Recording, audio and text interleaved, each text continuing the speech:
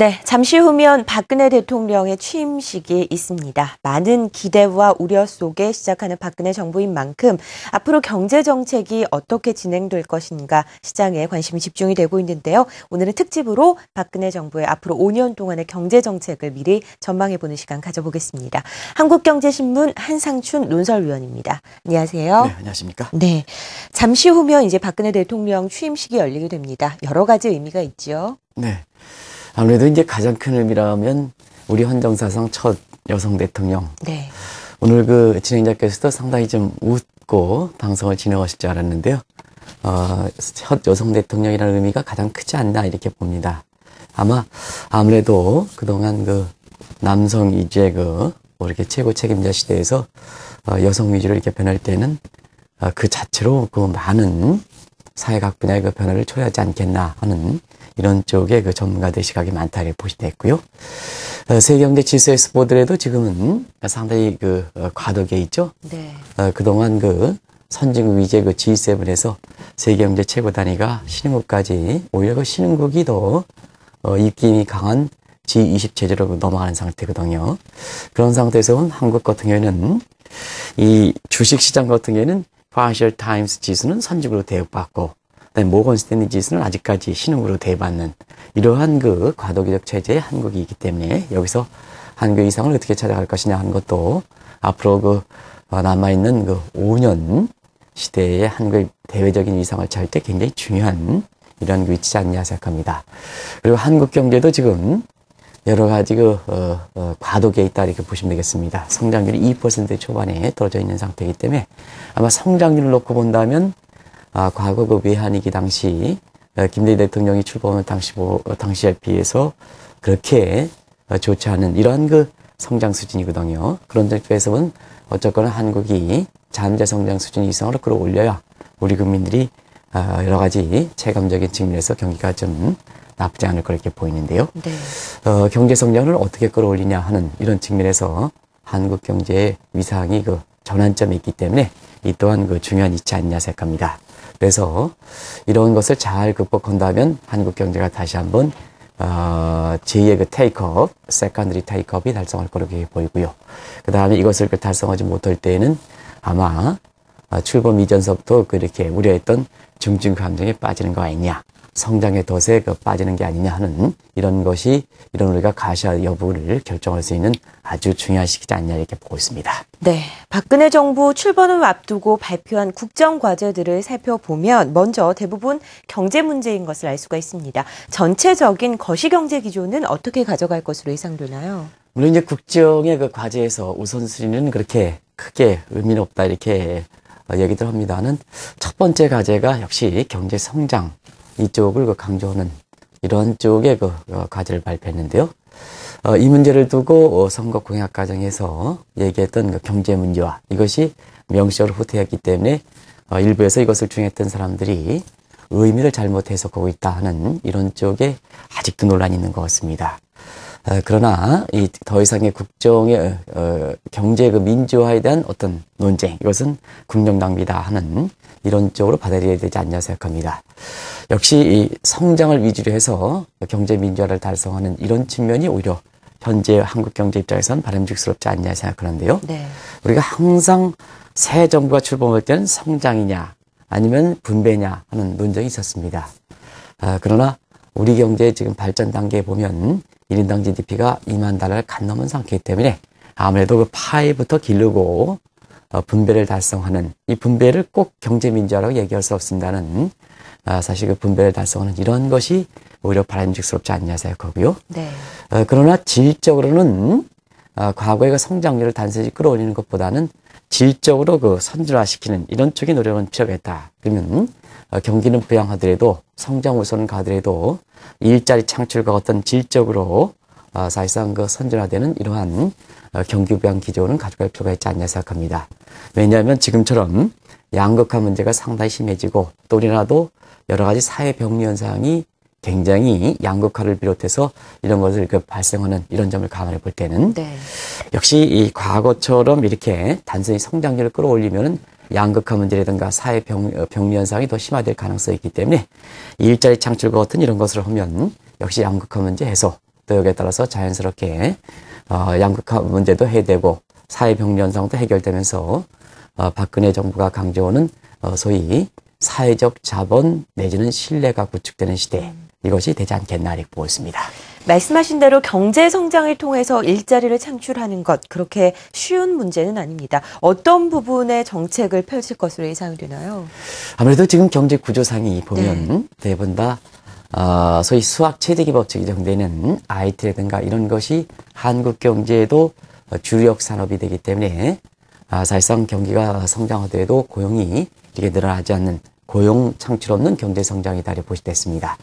이런 각도에서는 앞서 말씀같이 경기 부양도 단순히 성장률을 끌어올리는 것이 아니라 일자리 창출이 더 중요하다는 것을 말씀드리고요.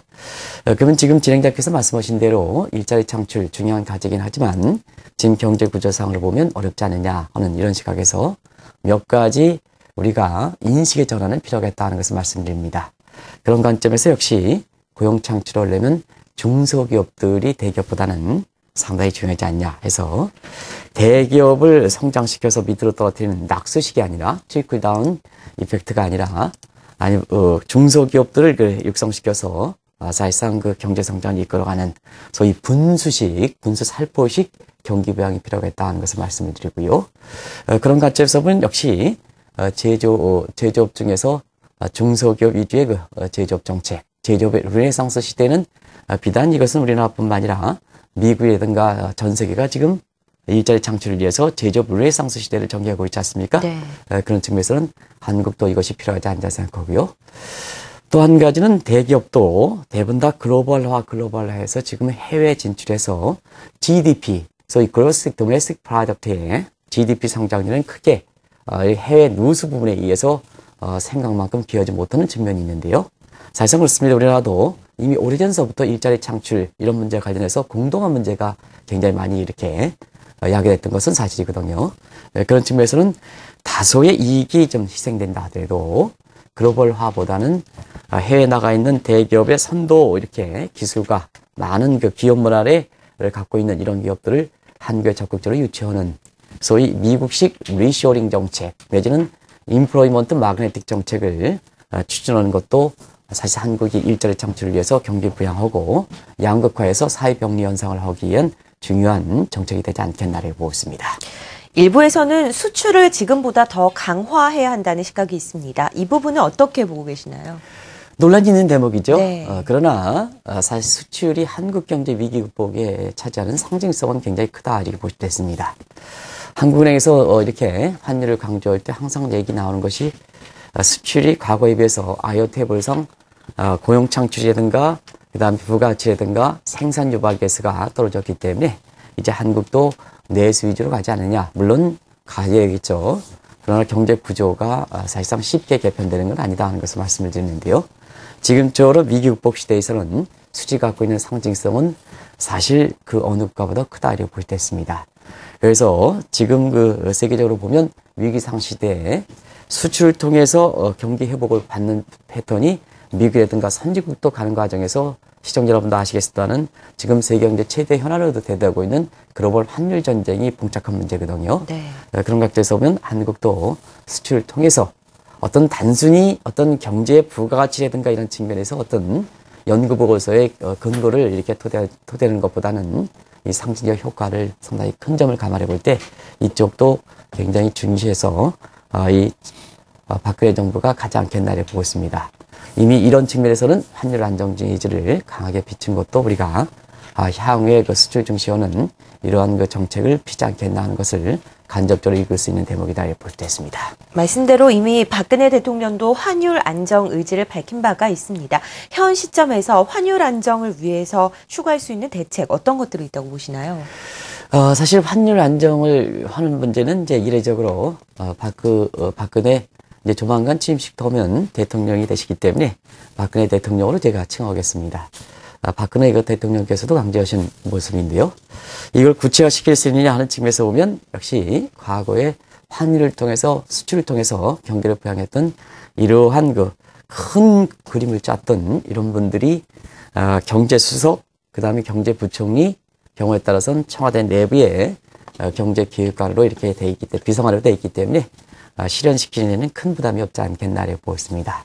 그래서 전체적으로 보면 환율 유지를 통해서 수출 안정적인 성장 이런 것이 이제 향후의 그 대외적인 정책에서 하나의 초점이 될 거 이렇게 보이는데요.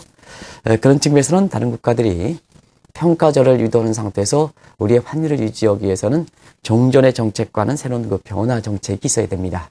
그런 관점에서는 3종 세트라는 이런 기존의 이 정책이면 충분하다 이런 시각을 빨리 그 탈피할 필요가 있는데요. 그런 것이 출범 이전에 다가올수록 사실 이러한 그 새로운 정책에 대한 얘기가 많이 거론돼서 다행이다 이렇게 볼 수 있습니다. 네. 굳이 말씀드린다면 금리 인하 부분이라든가 그래서 대내 간의 금리 스프레드를 좀 줄여준다든가 그다음에 한국식 토빈세 부과 이 토빈세 부과 문제에 있어서는 확실히 환율 안정 효과는 있다 이렇게 보실 수 있습니다. 이 문제는 나중에 우리나라의 자본이 밖으로 빠지는 문제에도 대변하는 측면에서 굉장히 효과가 있다 이렇게 보시면 되겠는데요. 출범하면 상당히 공론화되지 않겠나 이렇게 보고 있습니다. 박근혜 정부가 출범한 이후 많은 정책을 추진하는 것, 그리고 국민들이 또 의도대로 반응을 하느냐는 별개의 문제라고 볼 수 있겠는데요. 이 갭을 좀 좁히기 위해서 어떤 부분이 필요하다고 보시나요? 중요한 지적을 해주셨는데요. 정책이 아무리 좋다 하더라도 두 가지 문제가 있죠. 국민들이 받아들이느냐 문제, 시그널에 대해서 정책 수용체 국민들의 레스폰스가 민감하느냐 문제, 이 문제인데요. 사실 그동안 이 대목에 대해서 굉장히 우려스러웠던 것은 그동안 그 활력이 많이 떨어졌기 때문에 그렇다 볼 수 있습니다. 경제 활력이 많이 떨어질 때는 아무리 좋은 시그널을 준다 하더라도 국민들이 반응하지 않는 일본식 좀비 국면에 처할 가능성이 있기 때문에 사실 활력부터 끌어올려야 된다 하는 것은 굉장히 중요한 내용이다 이렇게 보시면 되겠는데요.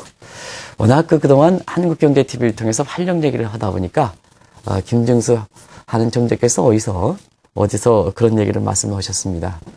이제는 정책 당국에 활력도 끌어야 되는 게 아니냐 하는 이런 쪽에 고충 아닌 고충을 말씀하셨는데요. 지금이 가장 절실한 대목이다 이렇게 보실 수 있습니다.